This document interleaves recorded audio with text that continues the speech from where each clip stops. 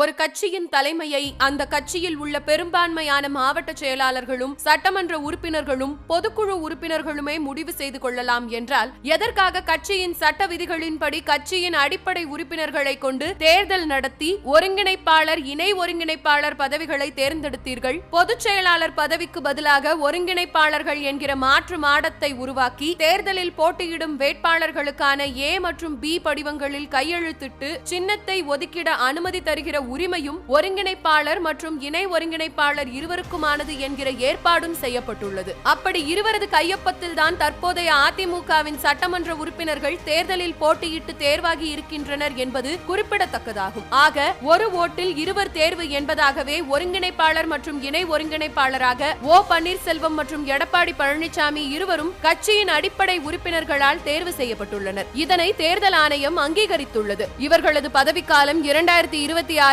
December வரை என்றிருப்பதால் அந்த பதவிக்காலம் வரை இரட்டை இலை சின்னத்திற்கு கையெழுத்திடும் உரிமை இருவருக்குமானதாகும். 2026 டிசம்பரில் மறு தேர்தல் நடத்தி கட்சிக்கான புது தலைமை தேர்வு செய்யப்படும் வரை ஒருங்கிணைப்பாளர்களான இருவருக்கும் இரட்டை இலை சின்னத்தின் மீதான உரிமையை தேர்தல் ஆணையம் உறுதிப்படுத்துகிறது. இதனை ஏற்க மறுக்கும் பட்சத்தில் இரட்டை இலை சின்னம் இருவருக்கு மட்டுமல்ல ஒருவருக்கும் கிடையாது என்கிற உத்தரவை தேர்தல் ஆணையம் மேற்கொள்ள வேண்டியிருக்கும். இப்படி ஒரு கராரான ஆணையை தேர்தல் ஆணையம் இடும் பட்சத்தில் கழகத்தை இரட்டை இலை சின்னமே ஒன்றுபடுத்தும் வாய்ப்பை உருவாக்கிவிடும். இதனையும் ஏற்க மாட்டேன் என பிடிவாதம் பிடித்து கட்சியை பிளவு நிலையிலேயே வைத்து திமுகவுக்கு உதவிட எடப்பாடி முற்பட்டால் அவரை இணை ஒருங்கிணைப்பாளர் பதவியிலிருந்து நீக்கிவிட்டு அவருக்கு பதிலாக புதிதாக ஒருவரை தேர்வு செய்திட கால அவகாசத்தை தேர்தல் ஆணையத்திடம் கட்சி முன்வைக்க வேண்டும். பிறகென்ன, தனிநபர் சுயநலத்தை விட கட்சியே பெரிது என்கிற முடிவை கழகம் எடுக்கும். எடப்பாடி இல்லாத ஒன்றுபட்ட ஒற்றுமைப்பட்ட அதிமுக புதிய இணை ஒருங்கிணைப்பாளர் ஒருவரின் தேர்வோடு